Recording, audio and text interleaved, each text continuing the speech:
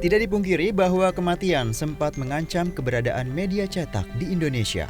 Namun tantangan bukanlah penghalang bagi media Indonesia untuk menyuguhkan konten berkualitas bagi pembacanya. Dengan tema meneguhkan kebangsaan, media Indonesia menyelenggarakan berbagai rangkaian acara untuk merayakan hari ulang tahun ke-53. Adapun rangkaian acara tersebut ialah syukuran, pelatihan jurnalistik, kegiatan donor darah, dan Festival Kopi Nusantara. Tidak kalah menarik, media Indonesia kembali menyuguhkan program spesial, kuliah umum bersama narasumber inspiratif negeri. Salah satunya adalah Menteri Keuangan Republik Indonesia, Sri Mulyani Indrawati. Lantas seperti apa pemaparan Ibu Sri Mulyani terkait kondisi ekonomi dan fiskal Indonesia di tahun politik? 53 tahun sudah media Indonesia berdiri kokoh memberikan informasi yang inspiratif dan edukatif bagi tanah air tercinta. Dan di hari jadinya yang ke-53 ini, media Indonesia kembali menyelenggarakan sebuah program spesial kuliah umum dengan menghadirkan tokoh publik yang memiliki peran penting bagi bangsa dan negara untuk membahas topik menarik di bidangnya masing-masing. Mengusung tema meneguhkan kebangsaan, media Indonesia memiliki tujuan untuk mengukuhkan semangat kebangsaan, membuka wawasan publik, serta membangun persatuan dan kesatuan bangsa dan nilai-nilai keberagaman melalui setiap lembar yang dihasilkan.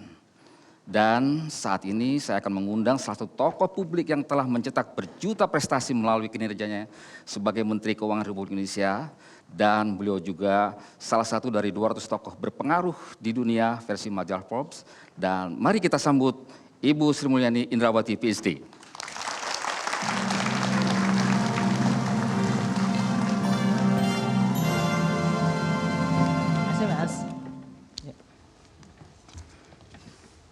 Apa kabar Ibu Ani? Alhamdulillah baik. Ibu Ani, krisis kesehatan akibat pandemi COVID-19 belum juga sepenuhnya pulih. Dana Moneter Internasional memprediksi ekonomi global 2023 akan meredup, bahkan disebut gelap, dan menimbulkan resesi. Dan ini disebabkan juga oleh salah satunya adalah geopolitik yang memanas, perang Rusia-Ukraina, kemudian juga climate disaster. Dan di sisi lain juga kalau kita lihat bahwa yang menarik adalah fundamental ekonomi dikatakan baik. Tapi di sisi lain juga ada masalah yang tentu saja harus kita antisipasi, yaitu tahun politik yang kemungkinan terjadi gesekan dan sebagainya sehingga menimbulkan kondisi yang memanas. Nah, ini bagaimana kondisi ekonomi fiskal Indonesia pada tahun politik ini, Bu? Kami persilakan waktunya. Silakan. Tadi saya ditanyakan mengenai kondisi perekonomian global yang memang oleh lembaga-lembaga internasional seperti IMF, World Bank, OECD disampaikan bahwa tahun 2022 yang baru saja kita lewati akan menjadi tahun di mana pemulihan ekonomi sesudah pandemi itu akan mengalami pelemahan karena berbagai komplikasi dari proses pemulihan ekonomi. Ditambah dengan terjadinya geopolitik, maka kondisi pelemahan 2022 ini akan kemudian berlangsung di tahun 2023. Jadi saya ingin sedikit memutar balik dari masa pandemi di mana pada saat itu masyarakat seluruh dunia dihadapkan pada ancaman virus yang tidak terlihat dan waktu itu belum ada penyembuhnya. Cara satu-satunya untuk menghindari virus adalah tidak berinteraksi. Dan oleh karena itu banyak kebijakan lockdown atau pembatasan dilakukan. Ini kemudian memukul dari sisi sosial, ekonomi, dan keuangan. Semua negara mengalami dampak sangat buruk dari pilihan antara menjaga kesehatan dengan pilihan menjaga perekonomian masyarakatnya.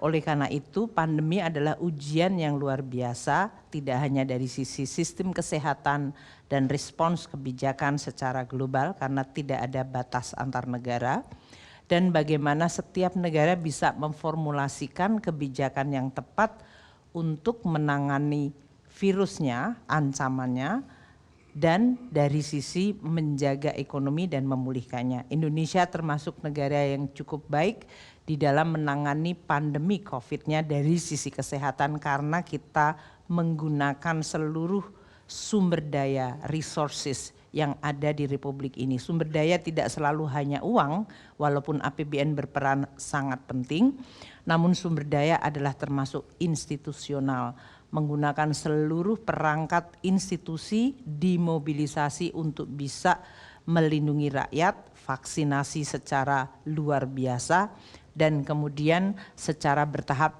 kita punya imunitas yang cukup untuk memulihkan ekonomi secara kuat. Inilah yang kita hadapi pada pemulihan ekonomi pasca atau pada akhir periode pandemi. Namun proses pemulihan akibat pandemi itu tidak simpel. Pertama, pandemi menimbulkan apa yang disebut luka yang dalam di dalam perekonomian. Setiap sektor berbeda-beda. Yang terpukul sangat dalam seperti transportasi, akomodasi, hotel, restoran itu mengalami dampak yang jauh lebih dalam. Itu terlihat seperti di Pulau Bali atau pusat-pusat yang mengandalkan tourism. Kemudian pandemi tidak hanya menimbulkan luka dalam bahasa Inggris disebut scarring effect, pandemi juga menimbulkan dampak dari cara masyarakat bersikap. Ini menimbulkan inovasi baru seperti pertemuan dilakukan oleh Zoom sehingga dia bisa tetap berjalan. Namun ada attitude atau sikap di pasar tenaga kerja terutama di negara-negara maju. Di mana orang-orang merasa bahwa saya ternyata bisa hidup 3 tahun tanpa harus keluar rumah. So I can take care of my family without going to the office. Ini menimbulkan sikap terhadap keengganan untuk kembali ke pasar tenaga kerja secara normal. Apa yang terjadi kalau Anda lihat episode pemulihan 2021-2022, Amerika Serikat, Eropa itu pulih ekonominya luar biasa kuat tahun 2021. Karena tadi begitu ada vaksinasi mereka confidence, maka kegiatan ekonominya melonjak secara cukup besar. Namun karena dari sisi supply-nya, terutama tenaga kerja, kemudian stok dari komoditasnya juga mengalami disrupsi, maka permintaan masyarakat yang mulai naik akibat normalisasi tidak terpenuhi dari sisi supply-nya.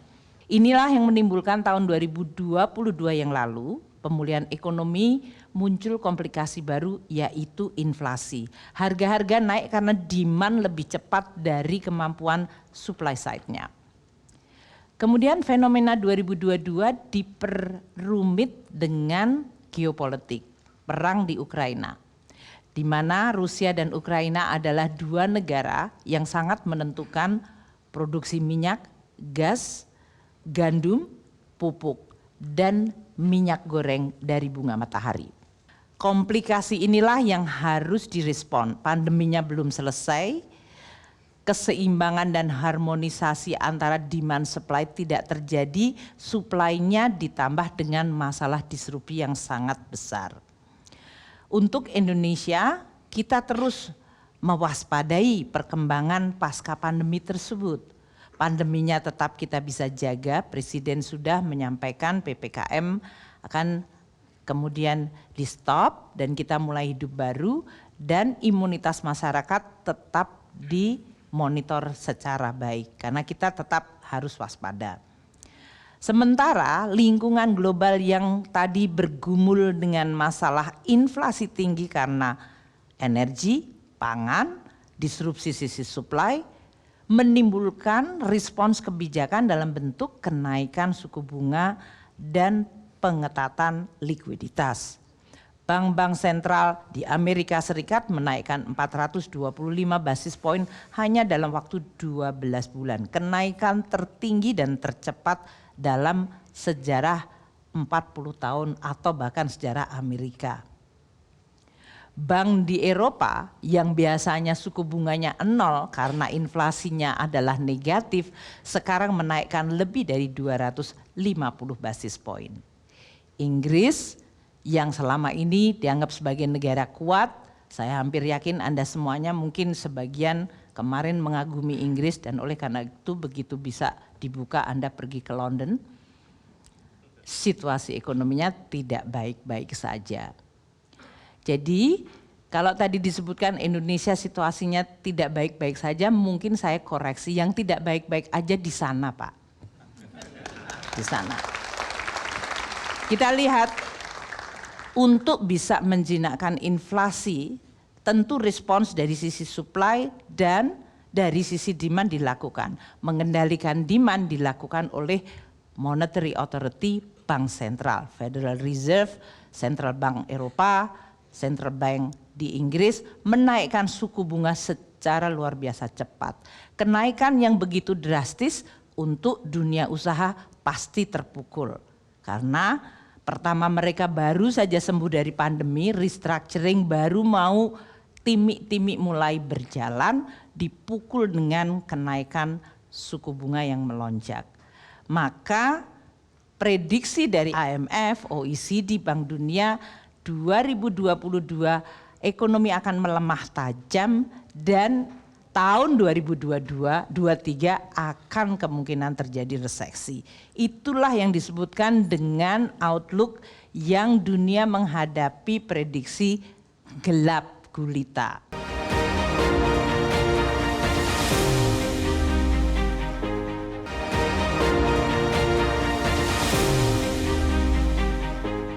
Sekarang kita lihat ekonomi itu terus mengalami dinamika. Kondisi perang masih berjalan, bahkan makin sengit, masing-masing memobilisasi alat militer yang makin kompleks, dan ini pasti akan menimbulkan suasana berlarut-larut. Indonesia waktu dalam situasi perang itu menjadi host presidensi G20. Bayangkan dalam situasi kerumitan pasca pandemi, terjadinya munculnya masalah baru yaitu inflasi yang mengancam dunia, respons kebijakan moneter yang begitu akan bisa memukul kinerja ekonomi dunia, plus geopolitik, Indonesia mampu menjadi perekat dunia. Jadi kalau tadi Pak Kyodius mengatakan bahwa kita harus menjadi dan menjaga perekat bangsa, wong kita sudah merekat dunia, masa Indonesia sendiri nggak bisa kita rekatkan. Nah, sekarang di dalam merevaluasi dan terus menavigasi dan menjaga kinerja ekonomi Indonesia, instrumen APBN adalah instrumen yang sangat penting. Pada saat terjadinya pandemi, penerimaan negara kita karena seluruh kegiatan ekonomi merosot, berhenti, maka penerimaan dari pajak, bea cukai, dan seluruh penerimaan negara bukan pajak total merosot 16,9, hampir 17%. Sementara belanja kita paling tidak untuk menangani pandemi naik. Melindungi masyarakat yang tidak boleh keluar rumah, pedagang kaki lima yang nggak boleh jualan, bansos dinaikkan sangat tinggi. Melindungi usaha kecil menengah yang kreditnya juga diberikan relaksasi plus dikasih bantuan modal oleh pemerintah, presiden memberikan secara simbolik menambah belanja kita. Kita juga memberikan kepada seluruh dunia usaha relaksasi dari sisi perpajakan. Insentif perpajakan diberikan. Overall, penerimaan negara ambles, belanja naik. Semua negara menghadapi hal yang sama. Bedanya ada yang bisa menangani secara skillful, ada yang berantakan. Dalam hal ini Indonesia termasuk yang melakukan inovasi kebijakan yang sebetulnya waktu itu dilihat oleh hampir semua. IMF melihat, rating agency lihat, bondholders lihat, dunia melihat. Kenapa? Karena Indonesia di masa krisis kita bersatu. Salah satu wujudnya adalah Presiden mengeluarkan Perpu nomor 1 2020 untuk pada masa extraordinary tools keuangan negara bisa dilakukan secara extraordinary, namun tidak boleh terus menerus, hanya 3 tahun. Defisit boleh di atas 3%, namun hanya 3 tahun. APBN bisa bekerja sama dengan moneter, Bank Indonesia dengan pemerintah membuat SKB 123. Kenapa? Karena yang kita hadapi bukan hal yang biasa. Selain virusnya, dampak sosial keuangan ekonominya luar biasa. Maka berbagai arrangement yang extraordinary dilakukan, namun kita tahu arrangement extraordinary ini bukan ordinary. Kalau extraordinary menjadi ordinary, pasti nggak sustainable. Maka kombinasi Indonesia yang mengetahui adanya keluar biasaan ini, extraordinary, dengan sebuah legislasi, pemerintah dan DPR bisa sepakat bersatu dan segera mengeluarkan landasan hukum. Namun kita juga sepakat ini nggak boleh terus menerus, maka diberikan waktu 3 tahun. Fast forward hasilnya. Kinerja ekonomi Indonesia termasuk yang tumbuh dan sudah recover dari pre-pandemi level. Tahun 2021 bahkan kita sudah melebihi tahun 2019. Anda nggak tepuk tangan, saya mau kasih tahu contoh yang lain yang belum mencapai pre-pandemi level. Udah 3 tahun defisitnya besar, ekonominya belum juga kembali ke pre-pandemi level. Kita dalam 1,5 tahun outputnya sudah melewati pre-pandemi level dan debt to GDP ratio Indonesia termasuk yang paling modest rendah. Oke. Sekarang kita lihat pemulihan ekonomi Indonesia. Tadi yang ditanyakan apakah ekonomi Indonesia baik-baik saja. Mari kita lihat angkanya. Sama seperti seluruh dunia mengalami kontraksi karena pandemi. Karena tadi semua kegiatan memang harus berhenti. Maka tahun 2020 waktu pertama kali pandemi, kontraksi terjadi di seluruh dunia. Dunia mengalami resesi, Indonesia juga mengalami kontraksi ekonomi minus 2,1. Apakah itu parah? Ya ada negara yang minusnya di 7, ada yang di 13, jadi dalam banget. Makanya untuk naik ke atas, mereka juga harus menggunakan resources dan power yang lebih tinggi lagi. Itu kemudian menimbulkan beban terhadap fiskal. Lihat Indonesia, kita mengalami kontraksi 2,1. Namun kita lihat hanya dalam waktu 4 kuartal kita langsung nembus di atas 0 lagi. Itu adalah situasi yang kita lihat dan kita rekam dengan berbagai formulasi kebijakan fiskal di depan. Kita membuat dari anggaran pendidikan, anggaran kesehatan, anggaran bantuan sosial, anggaran untuk membantu UMKM, anggaran untuk memulihkan ekonomi, itu semuanya diberikan untuk menarik kembali ekonomi. Namanya counter cyclical. Siklus ekonominya turun, maka APBN mengcounternya supaya kembali lagi ke atas. Coba lihat bagaimana fiskal yang kemudian bekerja sama dengan moneter, karena kita punya SKB 123, Bank Indonesia memberikan dukungan pendanaan dalam situasi yang tidak normal saja. Hanya sampai 2022, sesudah ini kita hubungannya normal kembali. Tidak ada SKB 123 lagi. Kita lihat di dalam pemulihan ekonomi kita, konsumsi sudah tumbuh di atas 5%, investasi sudah mulai merangkak mendekati 5%, ekspor kita melonjak sangat tinggi, import kita juga ikut tinggi karena banyak manufaktur yang menggunakan bahan baku import. Jadi pemulihan ekonomi disumbangkan oleh seluruh komponen agregat demand, konsumsi, investasi, ekspor, dan fiskal yang merupakan government spending, belanja pemerintah untuk mendongkrak kembali ekonomi kita.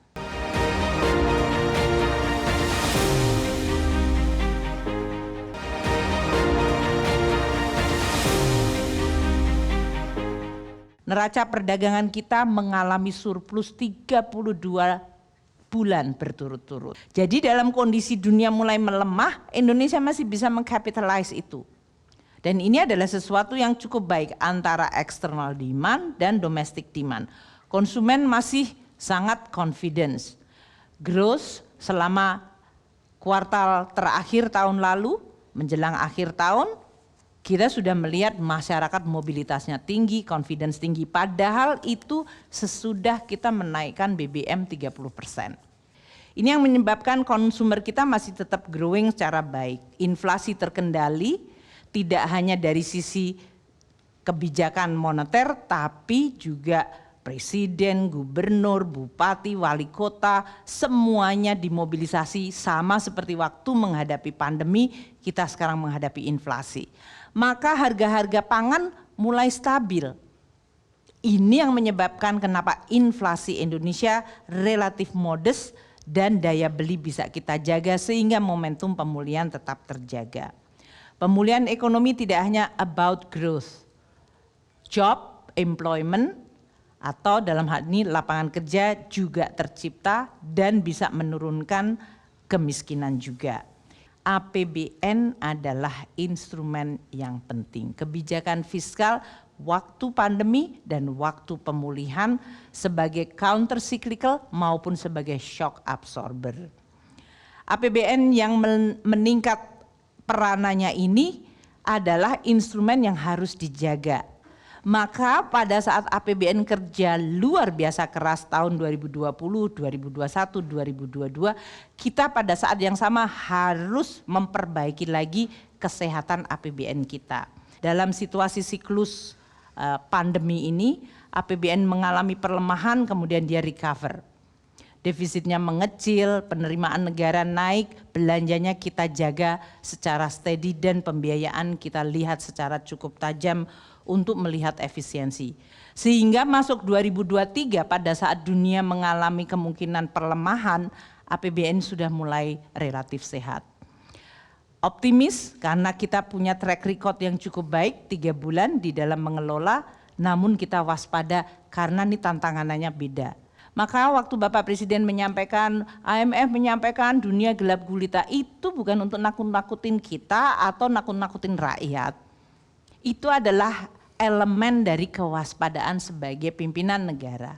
Nah, bagaimana cara kita mendesain menggunakan instrumen APBN yang tadi sedang dan terus mengalami konsolidasi. Pertama, sisi belanja kita jaga, prioritas nasional tetap. Mensupport pemulihan ekonomi, iya. Mungkin perbedaannya kalau dulu kita mengeluarkan belanja kesehatan untuk pandemi, bisa sampai 300 triliun, sekarang 176 triliun, sisanya dipakai untuk prioritas yang lain sekarang. Tidak berarti kesehatan tidak penting, karena sekarang reform di sektor kesehatan oleh Menteri Kesehatan kita dukung secara full. Pendidikan 612 triliun, ini tertinggi. Kita ingin terus menjaga dan membangun fondasi Indonesia. Kalau Indonesia ingin menjadi negara high income, sumber daya manusia is the most important one. Kita tidak hanya dalam bentuk belanja KL, belanja dari sisi Kementerian Dikbud, Kementerian Agama yang mengelola sektor pendidikan, namun kita sudah punya dana abadi LPDP yang sekarang mencapai lebih dari 130 triliun.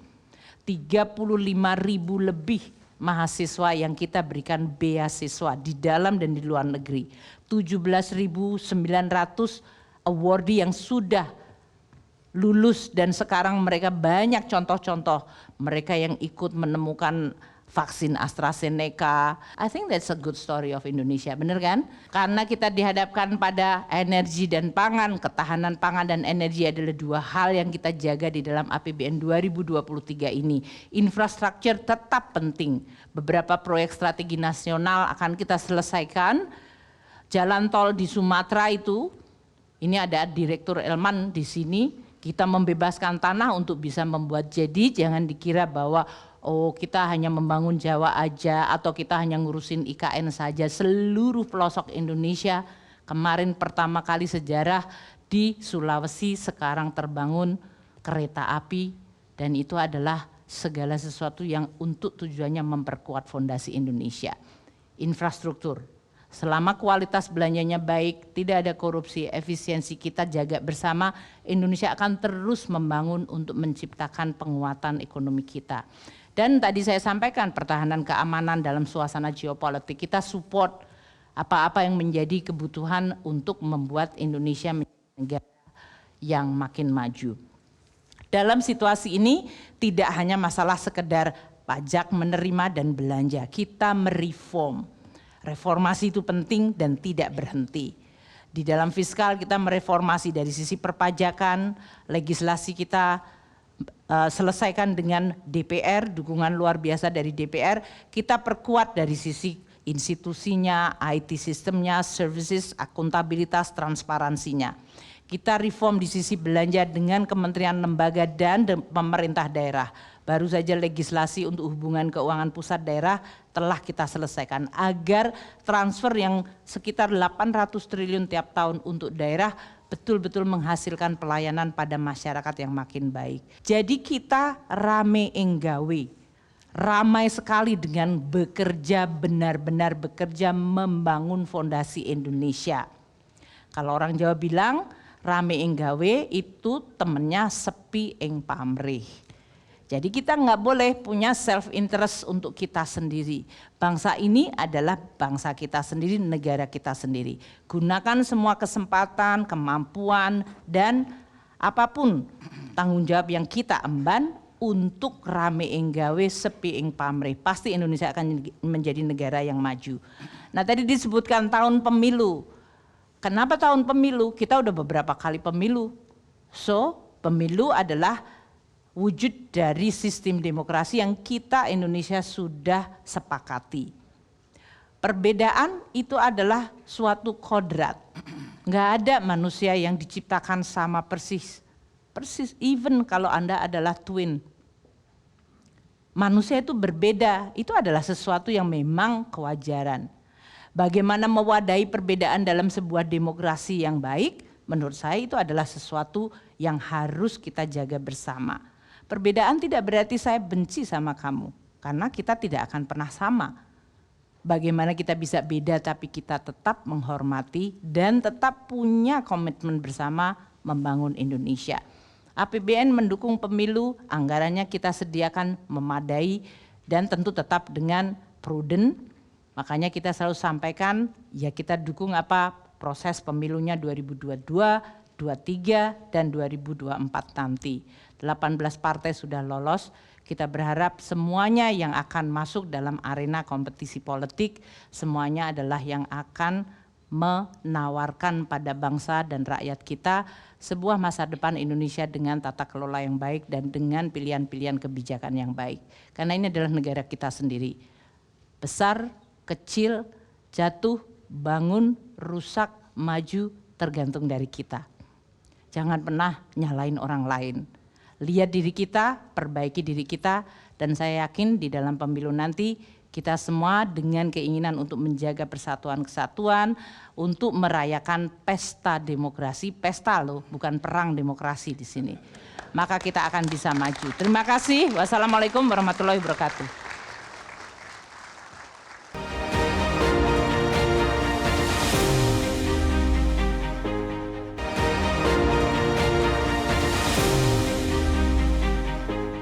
Terima kasih Bu Ani yang telah memberikan paparan yang lugas dan jelas sehingga kita tidak ada alasan untuk pesimis. Kita harus optimis dan selalu percaya diri. Kita memiliki ketahanan ekonomi yang luar biasa dan keberhasilan ini disebabkan oleh orkestrasi yang luar biasa, orkestrasi penanganan pandemi, orkestrasi pemulihan ekonomi dengan sangat baik. Dan stock absorber APBN sebagai daya tahan ini juga memiliki kekuatan yang luar biasa. Kami persilakan kepada audiens, barangkali ada yang mau bertanya kepada Ibu Sri Mulyani, kami persilakan. Baik, saya dengan Asti dari PLN Indonesia Power. Terima kasih Ibu Sri Mulyani, APBN sudah menjadi di depan untuk pemulihan ekonomi pasca pandemi ini.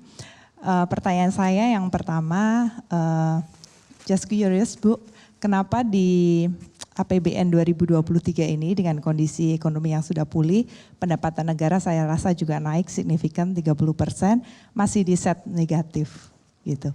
Kemudian yang kedua, Pak Jokowi selalu bilang encourage terkait dengan hilirisasi dan current account sekarang juga sudah surplus. Saya ingin tahu kira-kira kontribusi dari hilirisasi itu berapa persen ya terhadap current account kita. Demikian, terima kasih. Terima kasih Ibu Asti, silakan Ibu. Jadi konsep APBN kenapa defisit itu menjadi sesuatu seolah-olah ini menjadi sesuatu yang negatif. APBN itu adalah fleksibel tadi. Kalau Indonesia masih membutuhkan support untuk pemulihan ekonomi, kita akan berikan dukungan. Kalau tadi seandainya APBN mau dibalancekan, menurut Mbak siapa tadi? Bu Asti. Bu Asti, dari PLN Indonesia Power. Bisa sih Bu, Anda mau kita balancekan. Satu, PLN nggak tak bayar 171 triliun, itu langsung turun defisitnya. Bu Nike nggak usah tak bayar 379, itu langsung sudah nol tuh defisitnya. Mau PLN sama Pertamina. Terus Anda jawabnya begini, boleh aja Bu, tapi saya boleh naikin tarif listrik. Ya monggo aja, dimarahin rakyat seluruh Indonesia, gitu kan? As simple as that. 555 triliun, kalau Anda nggak perlu subsidi itu, saya bisa langsung bikin APB-nya balance, karena defisitnya kurang dari 500 triliun, 400 berapa Pak Fabrio? So, as simple as that. Jadi persoalannya itu sering pilihan. Kalau kita membuat defisit itu bukan karena kita hobi pengen defisit, apalagi dibilang hobi ngutang, gitu kan? Itu adalah sebuah desain. Indonesia itu butuh apa? Ada yang tadi masih yang menganggur, ada masyarakat miskin, ada yang masih butuh, kemarin saya pergi ke Sumeneb butuh infrastruktur, ada yang membutuhkan rumah sakit, balai pustaka yang mencerdaskan saya katanya butuh juga anggaran. Betul kan? Jadi kalau saya list semua orang, itu kebutuhannya banyak banget Ibu. Itu kita seleksi sampai sekitar 3.090 triliun. Penerimaan negara belum mencapai 3.000 triliun pilihannya. Akan dipotong nggak di bawah sampai sama dengan penerimaan negara? Atau penerimaan negara digenjot sampai 3.000 triliun, nanti Anda bilang, Bu saya napes saja sekarang dipajekin, kan kayak gitu kan. Jadi semuanya itu adalah cari the right balancing. Ekonomi adalah bicara tentang confidence, maka consumer confidence tadi, harga dijaga melalui keseimbangan supply demand. Tidak selalu harus subsidi, tapi kita juga memperkuat ekonominya. Kalau makin kuat ya berarti subsidi makin turun, kan begitu. Bu Nike ini sekarang makin targetnya sehingga supaya yang menerima subsidi itu makin menjadi benar-benar masyarakat yang kurang mampu. Kan sama ini, semua upaya yang kita lakukan, di PLN juga sama. Tapi karena Anda di Indonesia Power jadi mungkin tidak ke hilirnya kali ya, jadi bagian generatornya. Tapi ini yang menggambarkan tadi, APBN adalah tools, dia bukan tujuan. Jadi sering ada orang mengatakan APBN-nya itu harus sehat at all cost. Bisa saja APBN yang sehat walafiat, ekonominya menggelepar. APBN sebagai alat untuk membuat ekonomi menjadi sehat. Kadang-kadang kalau ekonominya lagi kuat, kita segera tadi mereform perpajakan untuk mendapat penerimaan negara. Nanti pas musim lagi jatuh, APBN yang narik tadi. Sehingga dia akan terus mengalami siklus yang akan disesuaikan dengan kondisi. Yang penting sustainability dalam jangka panjang. Jadi artinya apakah pada saat APBN kerja keras itu menjadi terlalu keras sehingga APBN-nya betul-betul jebol dan kemudian tidak sustainable. Ini yang bisa menimbulkan krisis ekonomi, sama kayak seperti yang di Sri Lanka gitu. Kan kita tidak. Waktu dia turun ekonominya kita juga tarik ekonomi, memang APBN menjadi lebih tinggi defisitnya. Tapi kemudian kita segera melakukan konsolidasi. Itu hidup yang ya tadi naik turun. Kemarin saya barusan ikut memberikan ujian salah satu dari Wakil Ketua Badan Anggaran yang bicara tentang Nabi Yusuf, automatic stabilizer. Yaitu 7 tahun, 7 musim kalian akan lihat sapi gemuk, 7 musim sapi kurus, 7 musim kamu lihat bulir padi yang berisi, 7 musim bulir padi yang kosong. Zaman Nabi Yusuf interpretasinya ya Anda automatic stabilizernya waktu surplus nabunglah, pada saat dia jatuh dipakai tabungan itu. Itu exactly APBN Ibu. Ibu tadi disinggung juga soal utang dan menurut ketentuan kita masih aman Bu ya, masih 39,6% dari PDB ya.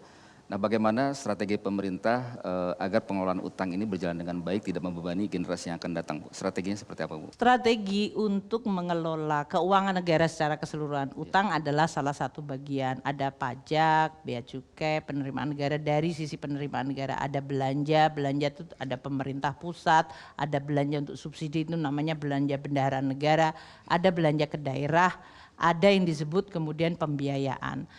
Jadi kalau kita bicara tentang pengelolaan utang itu identik mengelola seluruh APBN kita. Kalau kita ingin tadi utang mulai menurun, ya pada saat ekonomi boom ya kita collect tadi, penerimaan negara harus, makanya kita reform perpajakan.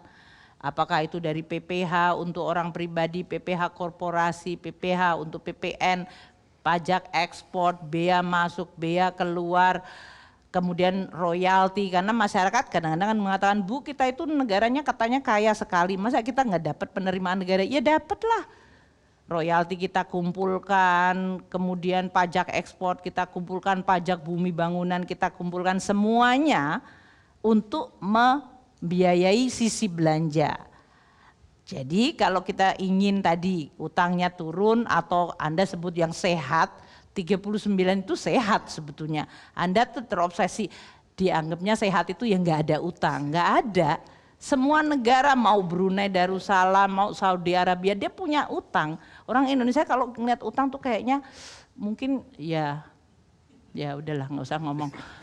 Jadi kita mengatakan kita kelola sama seperti itu tadi. Jadi kita akan membuat tadi kalau kita bicara tentang pengelolaan utang sendiri tadi, sumber utangnya dari mana? Masyarakat kita sekarang kepengen beli surat berharga negara. Kalau saya sekarang kemarin surat berharga retail, surat berharga syariah, itu yang beli sampai kita kasih alokasi, mereka bilang kita butuh lagi. Rakyat butuh surat investasi. Kalau saya stop mengeluarkan surat berharga negara, Anda yang punya tabungan bingung naruh di mana. Akhirnya masuk ke pinjol-pinjol yang itu. Jadi mereka butuh instrumen yang baik, yang dipercaya dan menjaga nilai tabungan mereka. Makanya pemerintah makin banyak surat berharga negara di isu di dalam negeri. Dari mulai masyarakat nih, anak-anak mahasiswa sekarang udah banyak. Yang di bawah 20 tahun sekarang mereka menjadi investor. Mereka bisa beli dengan 500.000 rupiah. Tabungannya daripada, dan mereka makin savvy.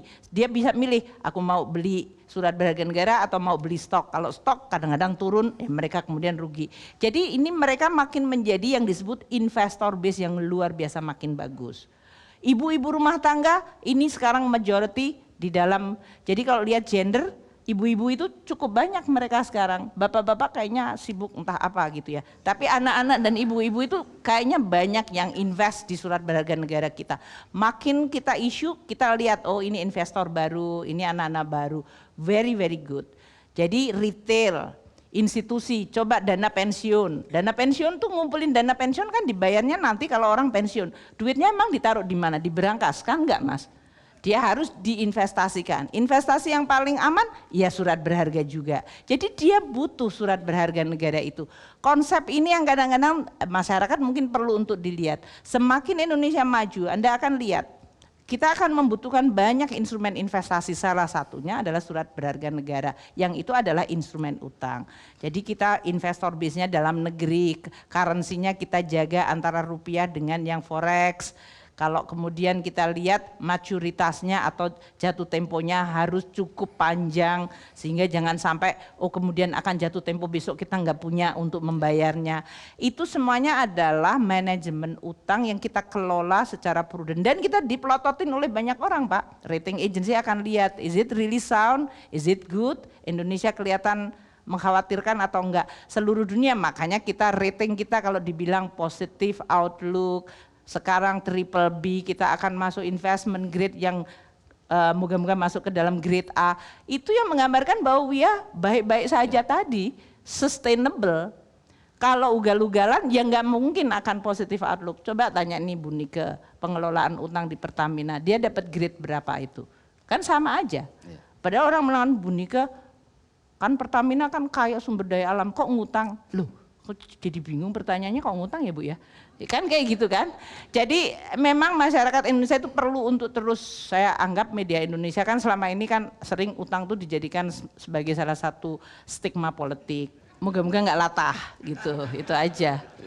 Karena ini adalah artinya memahami negara kita, memahami keuangan negara, memahami yang disebut prinsip sehat itu seperti apa. Dan kita Kemenku terus saja memberikan berbagai informasi. berbagai edukasi, sosialisasi. Ini loh dibandingin semua negara, kita dapat pajaknya sekian, jadinya begini, utang jadinya begini, kan kayak gitu itu. Itu adalah bagian dari tadi sebetulnya pengelolaan tidak hanya utang tapi keuangan negara yang responsible, yang bertanggung jawab. Gitu ya. Baik. Terima kasih.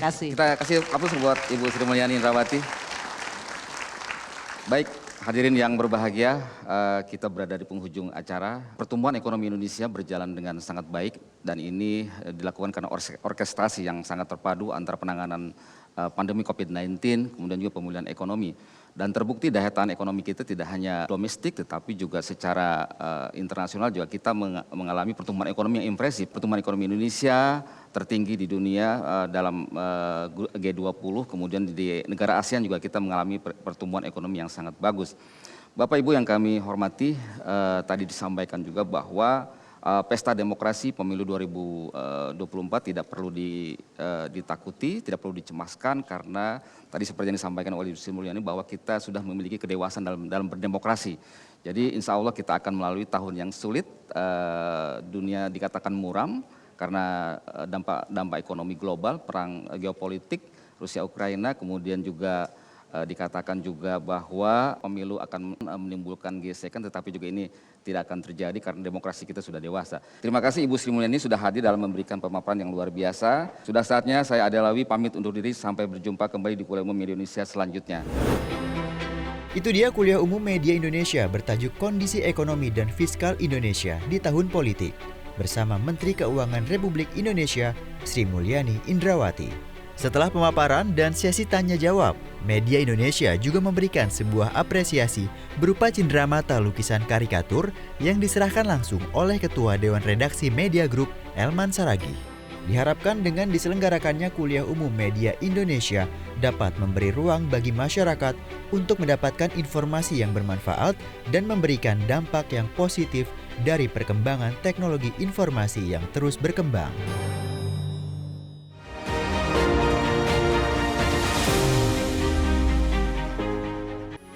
Metro TV